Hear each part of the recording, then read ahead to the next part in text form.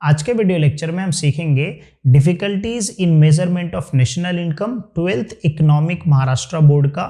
इसके पहले हमने डिस्कस किया था methods of measuring national income, जहां पे हमने डिस्कस किया था आउटपुट मेथड, इनकम मेथड और एक्सपेंडिचर मेथड। तो नेशनल इनकम को जो कैलकुलेट करने के 3 मेथड है। तो जब हम नेशनल इनकम कैलकुलेट करते हैं तीनों अलग अलग मेथड से, तो हमको क्या क्या डिफिकल्टीज होती है वो इस लेक्चर में हम कवर करने वाले हैं।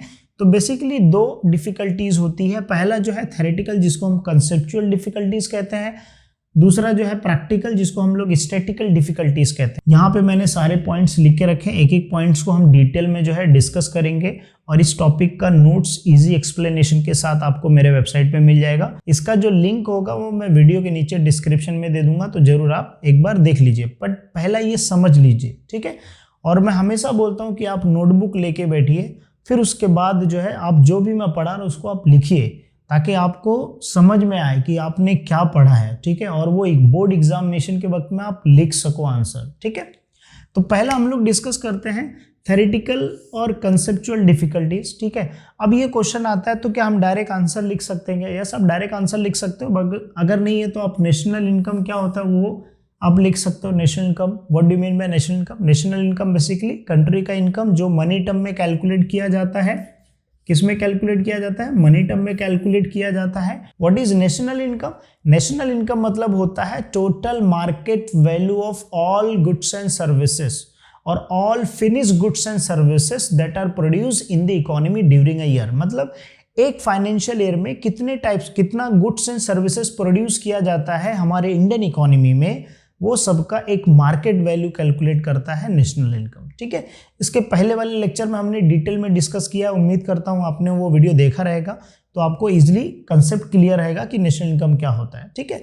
अब डिफिकल्टीज हम लोग डिस्कस करते हैं। पहला थ्योरेटिकल डिफिकल्टीज, पहला है ट्रांसफर पेमेंट। सो ट्रांसफर पेमेंट मतलब क्या होता है, लिख लो आप लोग, ठीक है। ट्रांसफर पेमेंट मतलब जैसे गिफ्ट्स, डोनेशंस, जो है आपने किसी का हेल्प कर दिया, ठीक है, या फिर गवर्नमेंट जो है ओल्ड एज पेंशन दे दिया, गवर्नमेंट ने आपको अलावेंस, मतलब बेसिकली गवर्नमेंट की तरफ से मदद मिल के आपके अकाउंट में जो है अमाउंट ट्रांसफर हो गया, तो ये सारे जो होते हैं ट्रांसफर पेमेंट होते हैं।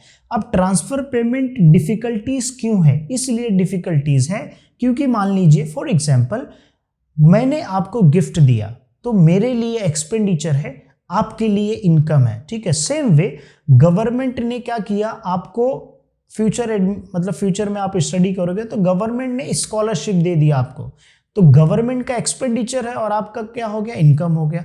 उसी तरीके से जो है मान लीजिए जो है ओल्ड एज पेंशन है, तो गवर्नमेंट का खर्चा है, लेकिन जिसको ओल्ड एज पेंशन मिल रहा है वो किसका क्या हो गया, इनकम हो गया। इसीलिए जो है ट्रांसफर पेमेंट जो इनकम्स होते हैं वो नेशनल इनकम में कैलकुलेट नहीं किए जाते हैं, और इसके लिए वो क्या होता है, डिफिकल्टीज होता है, इसलिए इंक्लूड नहीं किया जाता है। क्योंकि ट्रांसफर पेमेंट जो होता है वो एक जन के लिए एक्सपेंडिचर है, दूसरे जन के लिए क्या है, इनकम है। अंडरस्टूड? तो ये कंसेप्ट क्लियर हो गया व्हाट इज ट्रांसफर पेमेंट, है ना। ट्रांसफर पेमेंट आप पहले बताओगे, जैसे स्कॉलरशिप, गिफ्ट्स, डोनेशंस, अलावेंस, है ना, ओल्ड एज पेंशन, ये सारे ट्रांसफर पेमेंट के एग्जांपल्स हैं। और ट्रांसफर पेमेंट क्या होता है, नेशनल इनकम में नहीं कैलकुलेट किया जाता है। क्यों? क्योंकि उसका डिफिकल्टीज है। व्हाई? बिकॉज एक पर्सन के लिए इनकम है एंड अदर पर्सन के लिए क्या है, वो एक्सपेंडिचर है, ठीक है। जैसे आपको मैंने एग्जांपल दिया कि मैंने आपको गिफ्ट दिया, तो मेरा एक्सपेंडिचर है, आपका क्या है, इनकम। उसी तरीके से गवर्नमेंट ने स्कॉलरशिप आपको दिया, तो गवर्नमेंट का एक्सपेंडिचर है और आपका क्या है, इनकम हो गया, राइट। तो इसी वजह से डिफिकल्टीज की वजह से नेशनल इनकम में कैलकुलेट नहीं किया जाता है। अंडरस्टूड? दूसरा है इलीगल इनकम। तो इलीगल इनकम मतलब गलत तरीके से बेसिकली जो है, जैसे ब्लैक मार्केटिंग आप बोल सकते हो, स्मगलिंग बोल सकते हो, ठीक है। तो वो जो इलीगल इनकम्स होते हैं वो सारे जो है काउंट नहीं किए जाते हैं, ठीक है। तो यहाँ पे इलीगल इनकम मतलब गलत तरीके, जैसे चोरी वाले जो पैसे हैं, ठीक है, तो या फिर जो है ब्लैक मार्केटिंग करते जिसके अंदर जो है गलत तरीके से प्रोडक्ट या जो है दूसरे प्रोडक्ट्स यूज करते हैं, तो इलीगल आप समझ जाइएगा प्रोडक्ट का एग्जाम्पल बुक में लिया रहेगा, ठीक है। तो इलीगल इनकम समझ में आ गया। इलीगल इनकम, तो इलीगल इनकम क्या है, डिफिकल्टीज होता है। क्यों डिफिकल्टीज होता है? क्योंकि इलीगल इनकम नेशनल इनकम में कैलकुलेट नहीं किया जाता है, ठीक है। अंडरस्टूड? कुछ डाउट है किसी को? नहीं। अनपेड सर्विसेज, तो देखो मैं हमेशा पहले क्या बता रहा हूँ, आपको मीनिंग बता रहा हूँ, फिर उसको एक्सप्लेन कर रहा हूँ क्यों डिफिकल्टीज है। जैसे अनपेड सर्विस, अनपेड सर्विस मतलब होता है आपने अपने दोस्त का हेल्प किया, लेकिन आपके दोस्त ने हेल्प के लिए जो है आपको कुछ पेमेंट नहीं किया, तो वो क्या हो गया, आपने उसकी हेल्प किया मतलब आपने उसको सर्विस दिया, लेकिन उसका पेमेंट आपको नहीं मिला। ठीक है, उसी तरीके से मान लीजिए कि हमारे रिलेटिव्स घर पे आते हैं, वो काम कर देते हैं, छोटे मोटे जो घर के काम होते हैं उसमें हाथ बटा देते हैं, तो अब वो सर्विस दे रहे हैं, लेकिन क्या उनका इनकम कुछ हम पे कर रहे हैं? नहीं पे कर रहे हैं। ठीक है, तो अनपेड सर्विस मतलब ऐसा काम जिसका सर्विस का पैसा नहीं मिले। ठीक है, उसी तरीके से जैसे हाउसवाइफ का जो वर्क है, तो वो वर्क सर्विस दे रहे, घर में काम कर रहे, पोछा लगा रहे, खाना बना रहे, कपड़ा धो रहे, ठीक है, लेकिन बच्चों को संभाल रहे, सारी एक्टिविटीज संभाल कर रहे, वो सर्विस दे रहे, लेकिन क्या उनको पेमेंट मिल रहा है? नहीं, तो वो क्या हो गया, अनपेड सर्विस हो गया। ये मैं इकोनॉमिक के हिसाब से बोल रहा हूँ, क्योंकि इकोनॉमिक्स क्या बोलता है कि अगर आप कोई सर्विस दे रहे हो तो उसका क्या होना चाहिए, आपको रिटर्न, आपका उसका कुछ इनकम होना चाहिए इन रिटर्न, राइट। लेकिन यहाँ पे क्या हो रहा है कि कुछ ऐसे सर्विसेज होते हैं, जैसे आपने फ्रेंड का हेल्प कर दिया, ठीक है, आप किसी से बहुत ज़्यादा प्यार करते थे, उस प्यार के चक्कर में आपने उसकी बहुत ज़्यादा हेल्प कर दी, तो अब जो है ये आपने उसका हेल्प किया है, लेकिन उसका आपको कुछ पेमेंट नहीं मिल रहा है, तो वो क्या हो जाता है, डिफिकल्टीज होता है। डिफिकल्टीज क्यों हो जाता है, मैंने आपको बताया कि इकोनॉमिक्स में जो सर्विसेज होते हैं इन रिटर्न उसका इनकम होना चाहिए, बट यहाँ पे कुछ सर्विसेज जो होते हैं वो अनपेड होते हैं, मतलब उसका कुछ पेमेंट नहीं होता है। इसीलिए नेशनल इनकम जब भी कैलकुलेट किया जाता है, NI that is national income, तो जब भी नेशनल इनकम कैलकुलेट किया जाता है तो उसमें अनपेड की सर्विसेज का अमाउंट नहीं ऐड होता है, तो वो क्या होता है, नेशनल इनकम का कभी भी एक्चुअल फिगर, एक्चुअल अमाउंट नहीं आएगा। बात समझ में आ गई सर? हाँ, समझ में आ गया। ठीक है, प्रोडक्शन फॉर सेल्फ कंजम्पशन, अब इसका मतलब क्या हुआ, मैंने प्रोड्यूस किया और उसी को साल भर मैंने क्या किया, यूज किया। अब जैसे मान लीजिए हमारे गांव में जो है जितना भी गेहूं चावल होता है उसी को हम क्या करते हैं, साल भर चलाते हैं, ठीक है, हमने खरीदते नहीं है मार्केट से, ठीक है। तो अब जो हमने प्रोड्यूस किया वो खुद ही सेल्फ यूज कर रहा है, ठीक है। अब उस केस में मान लीजिए फार्मर है, सेल्फ प्रोड्यूस कर, उसने प्रोड्यूस किया और सेल्फ कंजम्पशन कर रहा है, तो अब मुझे बताओ क्या गवर्नमेंट जब नेशनल इनकम काउंट किया जाएगा आउटपुट मेथड से, कौन से मेथड से, आउटपुट मेथड से, तो आउटपुट मेथड में क्या उस फार्मर का जो प्रोडक्शन हुआ है, जो उसने प्रोड्यूस किया, क्या वो काउंट होगा सर? नहीं काउंट होगा। क्यों नहीं काउंट होगा? क्योंकि वो मार्केट में आया ही नहीं, प्रोडक्शन प्रोसेस के अंदर आया ही नहीं। इकोनॉमी के अंदर वही सारे गुड्स एंड सर्विसेज का प्राइस काउंट, मतलब जो है इनकम में कैलकुलेट किया जाता है, नेशनल इनकम में, जब वो प्रोडक्शन प्रोसेस के प्रक्रिया में आता है, ठीक है। जैसे मान लीजिए किसान है, किसान ने गेहूं प्रोड्यूस किया, गेहूं को जो है फैक्ट्री वाले को सेंड किया, फैक्ट्री वाले ने उसको आटा बनाया, आटा बना के फिर बिस्किट बना रहा है, so that will be count because that is in the process of production, है ना। तो अब जो सेल्फ कंजम्पशन के लिए हो रहा है, क्या वो प्रोडक्शन प्रोसेस में आ रहा है? सर नहीं आ रहा है। तो क्या वो काउंट होगा? सर वो काउंट नहीं होगा। तो अब मुझे बताओ नेशनल इनकम का जो वैल्यू होगा क्या वो सही आएगा? सर सही नहीं आएगा। क्यों? क्योंकि सेल्फ कंजम्पशन के लिए हो सकता है गवर्नमेंट ने गेस वर्क कर लिया हो, अंदाजा लगा लिया हो, एक एस्टिमेट कर लिया हो, तो अब हो सकता है वो ज़्यादा भी हो सकता है, वो कम भी हो सकता है। तो बताओ डिफिकल्टीज हुआ कि नहीं हुआ? हुआ सर, डिफिकल्टीज। ठीक है, फिर valuation of the government services. अब देखो यहाँ पे समझो, गवर्नमेंट जैसे जो हॉस्पिटल्स की सर्विसेज, जो मेडिकल फैसिलिटी देता है, जो एजुकेशन फैसिलिटी, ट्रांसपोर्टेशन फैसिलिटी, ये सारी जो फैसिलिटी देता है, क्या उसका प्राइस बहुत ज़्यादा रहता है? नहीं सर, इसके जो प्राइजेस होते हैं वो बहुत लो होते हैं, बहुत कम होते हैं। लेकिन वही सेम सर्विस का अगर हम लोग मार्केट वैल्यू देखें तो बहुत ज़्यादा होगा ना। समझिए आप इस बात को। मान लीजिए आप मेडिकल सर्विसेज आपने गवर्नमेंट हॉस्पिटल में 50 रुपये में अपना ट्रीटमेंट करा लिया, अब वही सेम ट्रीटमेंट अगर आप प्राइवेट हॉस्पिटल में जाते तो क्या उसका 50 रुपये चार्ज नहीं, उसके जगह पे उसने 5000 चार्ज कर लेता था वो। तो अब वो सर्विसेज का 5000 है, लेकिन हमने जो सर्विसेज लिया गवर्नमेंट की तरफ से वो कितना लिया है सर? 50 रुपीज़ में। तो गवर्नमेंट जो सर्विसेज देता है, चाहे वो ट्रांसपोर्टेशन हो, चाहे मेडिकल्स हो, चाहे कॉलेजेस हो, उसकी जो वैल्यू हमको कैलकुलेट करना, उसकी वैल्यूएशन करना वो बहुत डिफिकल्ट होता है। क्यों? क्योंकि गवर्नमेंट जो सर्विसेज दे रहा है वो बहुत कम रेट पे सभी लोगों को प्रोवाइड कर रहा है, ठीक है। सभी लोगों को जो सर्विस दे रहा है गवर्नमेंट वो बहुत कम रेट में बेच रहा है, ठीक है। लेकिन उसकी जो मार्केट वैल्यू है बहुत ज़्यादा है, तो इसीलिए वैल्यूएशन करना बहुत डिफिकल्टीज होता है। तो अब जो है गवर्नमेंट के लिए ये नेशनल इनकम के लिए डिफिकल्टीज हुआ कि नहीं हुआ? हुआ ना सर, क्योंकि गवर्नमेंट की वैल्यूएशन, जब सर्विसेज की वैल्यूएशन एग्जैक्ट वैल्यूएशन नहीं होगी तो नेशनल इनकम कम ज़्यादा हो जाएगा, तो एग्जैक्ट इनकम हमको पता ही नहीं चलेगा ना नेशनल इनकम। तो अब बताओ डिफिकल्टीज हुआ कि नहीं हुआ? क्यों डिफिकल्टीज हुआ? क्योंकि गवर्नमेंट जो सर्विसेज दे रहा है वो कम रेट में दे रहा है, मार्केट रेट अलग है, तो वैल्यूएशन करना मार्केट रेट्स पे वो बहुत डिफिकल्ट हो जाएगा, तो जो वैल्यू होगा वो कम ज़्यादा हो जाएगा, तो डिफिकल्टीज हो गया sir. Changing the price level और चेंजिंग प्राइस लेवल। अब प्राइस लेवल के चेंजेस होने की वजह से नेशनल इनकम कैसे कम ज़्यादा हो सकता है, जरा ध्यान से समझिए। फॉर एग्जाम्पल प्रोडक्शन जो है, अगर हमारे कंट्री का जो प्रोडक्शन या उसको बोलो आउटपुट, आप बोल लो, अगर आउटपुट कम है, आउटपुट इज लो, आउटपुट बहुत कम है, ठीक है, बट अगर प्राइजेस जो है, प्राइजेस अगर बहुत ज़्यादा है, प्राइस क्या है, बहुत ज़्यादा है, तो अब बताओ प्रोडक्शन हमारे इकोनॉमी के अंदर क्या हुआ, लो हुआ, लेकिन प्राइजेस ज़्यादा होने की वजह से हमारा नेशनल इनकम क्या होगा, हमारा national income, NI that is national income, हमारा नेशनल इनकम क्या होगा, ज़्यादा होगा। मैं रिपीट करता हूँ, लिख लो इस बात को, क्या बोला मैं, हमारे इकोनॉमी के अंदर जो प्रोडक्शन हुआ है, किस चीज़ का प्रोडक्शन या किस चीज़ का आउटपुट, गुड्स एंड सर्विसेज का जो आउटपुट हुआ है वो क्या है, लो है, मतलब कम है, लेकिन मार्केट जो प्राइस है वो क्या, बहुत ज़्यादा है, इसकी वजह से हमारा नेशनल इनकम क्या दिखाएगा, ज़्यादा दिखाएगा। इसका अपोजिट ले लो, मान लो कि जो है आउटपुट बहुत ज़्यादा है, आउटपुट बहुत ज़्यादा है लेकिन प्राइस क्या है, लो है, तो अब मुझे बताओ यहाँ पे नेशनल इनकम कम होगा या ज़्यादा होगा, कमेंट करके मुझे बताओ। तो अब उसकी वजह से क्या होता है, नेशनल इनकम कम ज़्यादा होता है, किसकी वजह से, प्राइजेस लेवल चेंजेस होने की वजह से। मतलब प्राइस लेवल कभी बढ़ जाएगा कभी घट जाएगा, लेकिन प्राइस लेवल घटने बढ़ने की वजह से हमारा आउटपुट कम है लेकिन फिर भी हमारा नेशनल इनकम ज़्यादा दिखा रहा है। हमारा प्राइस कम, प्रोडक्शन हमने बहुत ज़्यादा इकोनॉमी के अंदर कर दिया, इकोनॉमी के अंदर प्रोडक्शन बहुत ज़्यादा हुआ, लेकिन मार्केट में उसकी प्राइस कम होने की वजह से हमारा नेशनल इनकम कम दिखा रहा है। मैंने तो आंसर दे दिया, आप कमेंट में आप बताओ, ठीक है। Now income of the foreign form, income of the foreign form मतलब बेसिकली क्या होता है, देखिए एक जीडीपी वाला कंसेप्ट होता है और एक जीएनपी वाला कंसेप्ट होता है, ठीक है। उम्मीद करता हूँ आप मेरा डिस्टिंग्विश बिटवीन वाला वीडियो देख रहेंगे जहाँ पे मैंने समझाया था जीडीपी किससे रिलेटेड है, प्रोडक्शन से रिलेटेड है, ठीक है। अब ये फॉरेन फॉर्म क्या बोलता है, जो IMF है, इंटरनेशनल मॉनेटरी फंड जो है, उसके हिसाब से क्या बोलता है कि जो कंपनी अपना प्रोडक्शन यूनिट जिस कंट्री में करती है उस कंट्री में क्या होना चाहिए, वो चीज़ कैलकुलेट होना चाहिए। तो ये जीडीपी और जीएनपी वाला कंसेप्ट जाके देख लो, उसके अंदर ना डिस्टिंक्ट ड्यूटी के अंदर पूरा डिटेल में समझा, फिर भी मैं थोड़ा सा आपको समझाना चाहूँगा।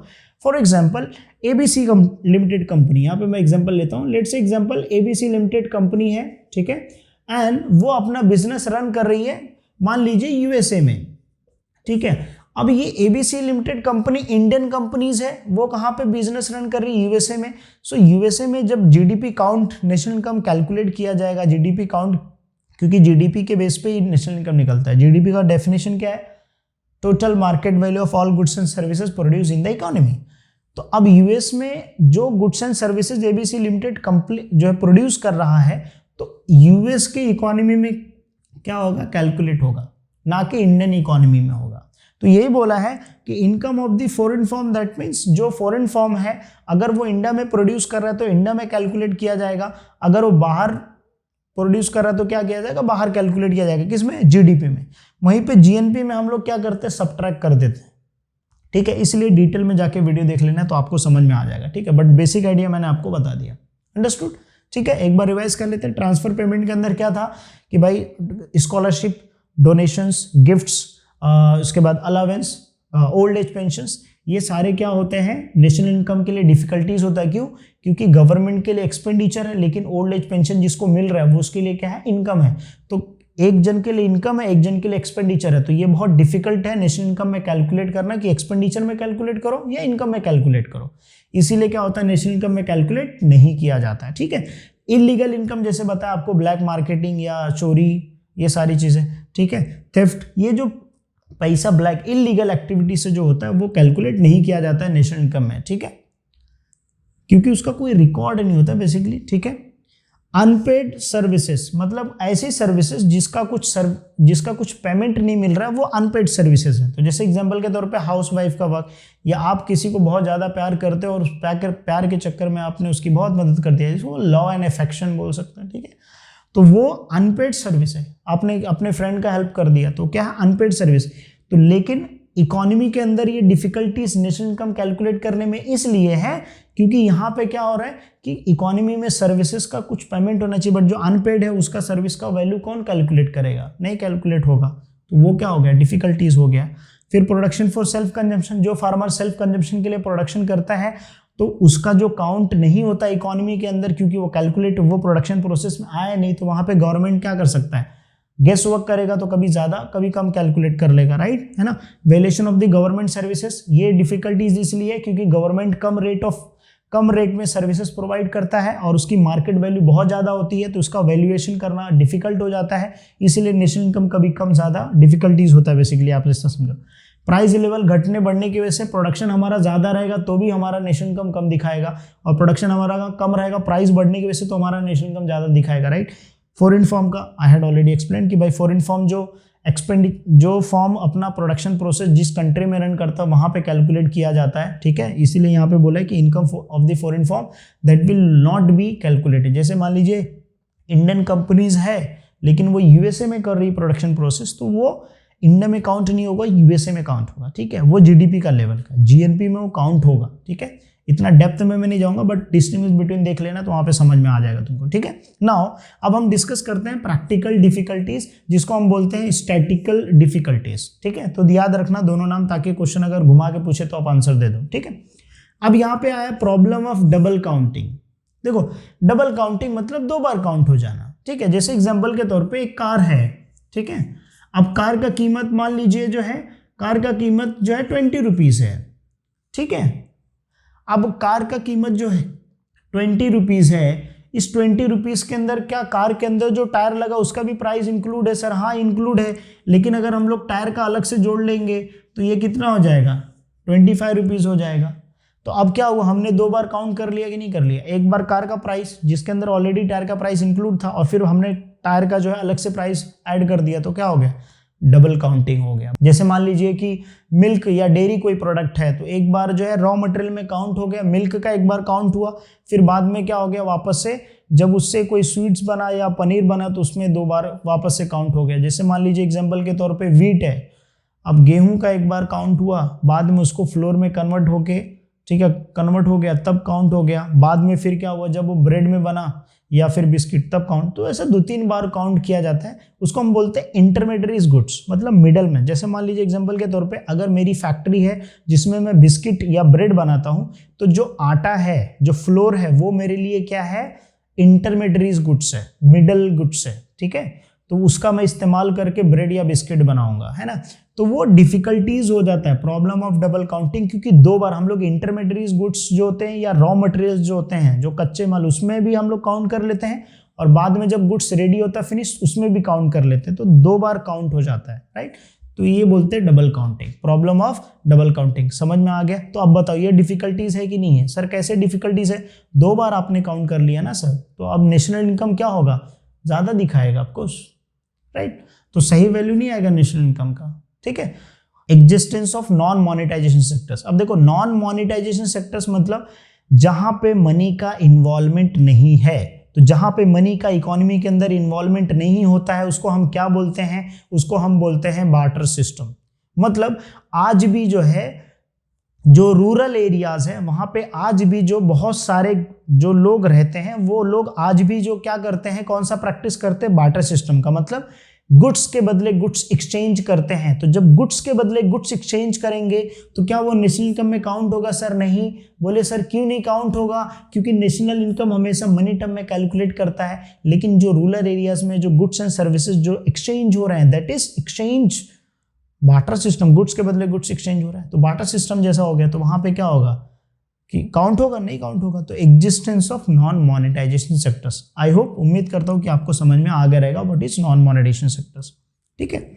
इनएडुकेट्स एंड अनरिलायबल डेटा। इनएडुकेट्स मतलब होता है, इनएडुकेट जितना भी डेटा हमारे पास है वो डेटा इनफ नहीं है, ठीक है। मतलब जो हमको नेशनल इनकम कैलकुलेट करना है तो हमारे पास जितना डेटा होना चाहिए उतना डेटा अवेलेबल नहीं है, और जो डेटा अवेलेबल है उसके ऊपर आप भरोसा नहीं कर सकते। Unreliable that means you can not trust on that data और दैट इंफॉर्मेशन। फॉर एग्जांपल कि जो हमारे पास डेटा अवेलेबल है, जैसे मान लीजिए कितना पॉपुलेशन है, उसका क्या इनकम है, ठीक है, वो हमारे पास डेटा अवेलेबल है, तो वो जो डेटा अवेलेबल है उसके ऊपर हम ट्रस्ट नहीं कर सकते हैं, क्योंकि वो डेटा जो है वो एक्यूरेट नहीं है, तो अनरिलायबल डेटा हो गया। तो अब उसकी वजह से क्या होगा, जब हम नेशनल इनकम कैलकुलेट करेंगे तो उसमें हम लोग कम ज़्यादा कैलकुलेट कर लेंगे, राइट। तो यही बोलता है इनएडुकेट्स एंड अनरिलायबल, मतलब जो डेटा हमको चाहिए नेशनल इनकम कैलकुलेट करने के लिए वो उतना इनफ नहीं है, चाहे वो बिजनेस के लिए हो, छोटे चाहे बिजनेस हो, चाहे कोई इकोनॉमी के अंदर जितने भी एक्टिविटीज हो रहे हैं, ठीक है, जो भी इनकम का रिसीव कर रहे हैं, जो डेटा हमारे पास है वो एग्जैक्ट डेटा नहीं है, और जो डेटा है तो जो एग्जैक्ट डेटा नहीं है तो उसकी वजह से हमारा नेशनल इनकम क्या होगा सर, गलत आ जाएगा। तो डिफिकल्टीज हुआ कि नहीं हुआ सर डिफिकल्टीज। फिर डेप्रिसिएशन बेसिकली क्या होता है, जब हम प्रोडक्शन प्रोसेस में किसी मशीन का यूज करते हैं तो उस मशीन का वैल्यू, मान लीजिए एग्जांपल के तौर पे हमने मशीन को यूज किया 2022-23 फाइनेंशियल ईयर में, तो अब उस मशीनरी का वैल्यू क्या हो जाएगा, कम हो जाएगा। जब हम कब यूज करेंगे, 2023-24 प्रोसेस में जब हम लोग यूज करेंगे उसको, तो उस एसेट, उस मशीनरी की वैल्यू जो होगी वो क्या सेम रहेगी सर, नहीं, कम हो जाएगी। तो जब कम हो गया तो हमने क्या किया, उसको डेप्रिशिएट कर दिया। लेकिन सर डिफिकल्टीज क्यों है, डिफिकल्टीज इसलिए है क्योंकि डेप्रिसिएशन का कोई ऐसा स्टैंडर्ड रूल नहीं है कि हमको 5% से माइनस डेप्रिशिएट करना है, या 10% से हमको डेप्रिशिएट करना है, या 20% से डेप्रिशिएट करना है, कोई स्टैंडर्ड रूल नहीं है। तो कभी हमने ज़्यादा डेप्रिसिएशन कर दिया वियर एंड टियर वाला, कभी हमने क्या किया, ज़्यादा कर दिया, कभी हमने कम कर दिया। तो कम ज़्यादा करने की वजह से हमारा नेशनल इनकम भी क्या हो जाएगा, कम ज़्यादा हो जाएगा। बात समझे कि नहीं समझे। तो इसीलिए क्या होता है, डेप्रिसिएशन डिफिकल्टीज होता है। अंडरस्टूड। Illiteracy and ignorance. अब इलिटरेसी एंड इग्नोरेंस बेसिकली ये है कि जैसे एक ठेले वाला जो बिजनेस करता है, क्या उसके पास उतना नॉलेज है कि भाई वो अकाउंट बनाते रहेगा, बुक कीपिंग नहीं बनाएगा ना, राइट। और दूसरी बात क्या है कि वो लोगों को पता भी नहीं होता है कि रिकॉर्ड करना है, तो कभी ज़्यादा रिकॉर्ड कर लिया, रिकॉर्ड करते नहीं बेसिकली। सो गवर्नमेंट के पास उसका डेटा ही नहीं है कितना इनकम हो रहा है स्मॉल इंटरप्राइजेस का, because they don't maintain their accounts, ठीक है। एक छोटा स्मॉल स्केल पे बिजनेस जो करता है उनको नहीं पता है, तो वो कभी अकाउंट मेंटेन ही नहीं करेंगे। तो अब मुझे बताओ कि वो लोग भी बिजनेस में कुछ इनकम जो है अपना योगदान दे रहे हैं, इनकम कुछ ना कुछ वो अर्न कर रहे हैं, बट वो डेटा नहीं मेंटेन कर रहे हैं। तो क्या नेशनल इनकम के लिए डिफिकल्टीज है? हाँ सर, क्योंकि हम लोग वैल्यू नहीं कैलकुलेट करेगा सर, जो डेटा एक्यूरेट नहीं होगा, तो हम लोग का नेशनल इनकम क्या होगा, कम ज़्यादा हो जाएगा। Understood. Difficulties in classification of working population. Difficulties मतलब जो है डिफिकल्ट है, क्लासिफिकेशन मतलब क्लासिफाइड करना, बेसिकली सेपरेट। वर्किंग पॉपुलेशन हमारे इंडिया में जो है, जो एग्रीकल्चर सेक्टर है, उस एग्रीकल्चर सेक्टर्स में जो फार्मर एक्टिविटी, जो मतलब वो एम्प्लॉयड रहते हैं, वो पूरे साल भर नहीं रहते हैं। जब जो है फसल होती है तब वो उन एम्प्लॉयड रहते हैं, जब फसल नहीं हो गई, खत्म हो गया, तो वो क्या होता है, अनएम्प्लॉयड हो जाते हैं। तो अब यहाँ पे नेशनल इनकम में डिफिकल्टीज क्या है, जैसे मान लीजिए एग्जांपल के तौर पे नेशनल इनकम जब कैलकुलेट किया जाएगा तो उसमें इनकम में देखा जाएगा कि फार्मर का एक कैटेगरी कर दिया जाएगा जहाँ पे इनकम कैलकुलेट किया जाएगा। लेकिन वही सेम फार्मर क्या कर रहा है, जब वो अनएम्प्लॉयड है, जब उसका खेती खत्म, मतलब फसल काट चुका है, अब वो फ्री है, तो अब क्या करेगा, वो शहर में आके एसी का काम करेगा, शहर में आके फर्नीचर का काम करेगा, शहर में आके कोई दूसरा पीओपी का काम करेगा, प्लम्बरिंग का काम करेगा, या कोई दूसरा काम करेगा। तो अब वो क्या कर रहा है कि पहले तो वो फार्मर के इनकम में कैलकुलेट हुआ, अब वो दूसरे एक्टिविटी में इन्वॉल्व हुआ, तो अब भाई इनकम किसका कैलकुलेट करना है, क्या वो शहर में जो एक्टिविटी कर रहा है फर्नीचर का, इलेक्ट्रिशियन का, वो उसका कैलकुलेट करना है, या एग्रीकल्चर का, फार्मिंग का करना है। तो अब फार्मर का ऐसा करना है, तो वो डिफिकल्टीज हो जाता है। इसीलिए जो क्लासिफाइड नहीं कर पाता है कि वो किस वर्किंग पॉपुलेशन में आता है, ठीक है। तो वो वर्किंग पॉपुलेशन किस वर्किंग पॉपुलेशन में आता है वही नहीं अगर हम लोग सेपरेट कर पा रहे हैं, तो अब उसका इनकम हम लोग क्या कैलकुलेट करेगा, कभी ज़्यादा कैलकुलेट कर लेगा, कम कैलकुलेट, एग्रीकल्चर फार्मर है तो कम कैलकुलेट कर लेगा वहाँ पे, अगर वो दूसरा सेक्टर्स का है तो हम लोग क्या करेगा, दूसरा कैटेगरी है तो उसमें हम लोग ज़्यादा कैलकुलेट कर लेगा। तो बताओ डिफिकल्टीज हुआ कि नहीं हुआ? हाँ सर हुआ, राइट। फिर है कैपिटल गेन्स एंड लॉसेस। अब मान लीजिए एग्जांपल के तौर पे मैंने जो है प्रॉपर्टी लिया था 2022 में, ठीक है। अब 2022 में मैंने प्रॉपर्टी लिया था, वो प्रॉपर्टी की कीमत थी मान लीजिए फॉर एग्जांपल 5 लाख रुपीस, ठीक है। अब वो प्रॉपर्टी की वैल्यू 5 लाख रुपीस जब थी, जब मैंने 2022 में लिया था, तो क्या बताओ नेशनल इनकम में काउंट हुआ था? सर हाँ सर, उस साल हुआ रहेगा। ठीक है, अब 2024 आ गया, तो अब ये 2024 में 5 लाख का मान लीजिए 10 लाख मेरा प्रॉपर्टी हो गया। तो ये जब 10 लाख का मेरा प्रॉपर्टी हो गया है, तो क्या इस साल नेशनल इनकम में 2024 में काउंट करना चाहिए? सर नहीं काउंट करना चाहिए, क्योंकि ये ऑलरेडी पहले से ही ऐड हो चुका है, तो करंट ईयर में उसका कोई वैल्यूएशन योगदान नहीं रहेगा basically.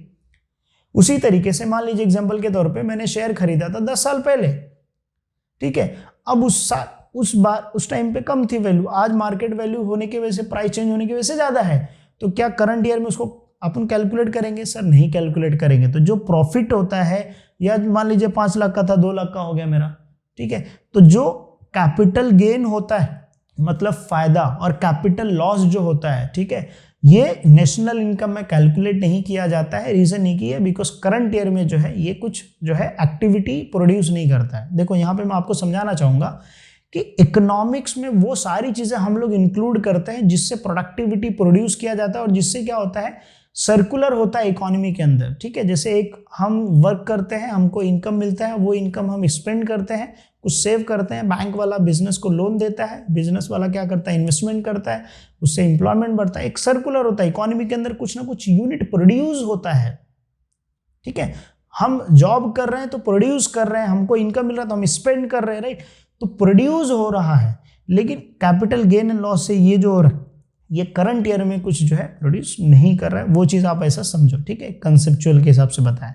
Now valuation of the inventories. देखो इन्वेंट्रीज मतलब क्या होता है, stocks, finish goods, raw materials, ये सारे क्या है, इन्वेंट्रीज है। इन्वेंट्रीज बेसिकली स्टॉक्स, चाहे वो रॉ मटेरियल के फॉर्म में कच्चा माल हो, ठीक है, जिसको हम लोग वर्किंग कैपिटल के अंदर लिखते हैं, राइट। फिर उसके बाद जो है फिनिश गुड्स हो गया, जो रेडी प्रोडक्ट है, जो मार्केट में जाने के लिए, कंज्यूमर को डायरेक्टली सेल करने के लिए। तो जो रेडी गुड्स हैं, जो स्टॉक्स अवेलेबल है, रॉ मटेरियल्स, वो सारे इन्वेंट्रीज होते हैं। तो वैल्यूएशन ऑफ इन्वेंट्रीज मतलब जो अपने पास इन्वेंट्रीज है उसका वैल्यूएशन करना बहुत इंपॉर्टेंट है, वो भी करेक्ट तरीके से। क्योंकि अगर हम लोग इनिशियल पेज पे ही क्या किए, रॉ मटेरियल्स का वैल्यू ऐड कर लिए, फिर फाइनल गुड्स में भी ऐड कर लिए, तो वो क्या हो जाएगा, डबल काउंटिंग हो जाएगा, या उसकी वैल्यू जो होगी रॉ मटेरियल की या प्रोडक्ट की, वो वैल्यू बहुत ज़्यादा हो जाएगी या बहुत कम हो जाएगी। तो उसके वजह से नेशनल इनकम कैलकुलेट करने में क्या होगा, डिफिकल्टीज होगा। बात समझ में आ गई सर? क्योंकि नेशनल इनकम जब भी कैलकुलेट किया जाता है तो total market value of all goods and services produce in the economy. अब जब अपने गुड्स एंड सर्विसेज प्रोड्यूस किया, उसका मार्केट वैल्यू हमने अलग एक्स्ट्रा काउंट कर लिया है। ठीक है, इन्वेंट्रीज में हमने स्टार्टिंग में ही डबल काउंटिंग कर लिया, गड़बड़ कर दिया, तो उसकी वजह से पूरा एंड जो रहेगा वो भी क्या हो जाएगा, गलत हो जाएगा। तो ये था डिफिकल्टीज। उम्मीद करता हूं कि आपको ये सारे कंसेप्ट समझ में आ गए रहेंगे। अगर आपको कुछ डाउट है इस टॉपिक के ऊपर, पहले तो आप नोट्स जो मैंने बनाया है वो आप पढ़ लीजिए, और उसके बाद अगर कुछ डाउट है तो कमेंट कर देना। ठीक है, मैं कमेंट सेक्शन में एकदम अच्छे से एग्जाम्पल दे के समझा दूंगा।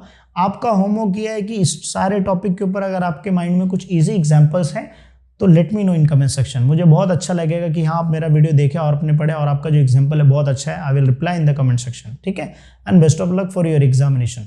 मिलते हैं नेक्स्ट वीडियो में।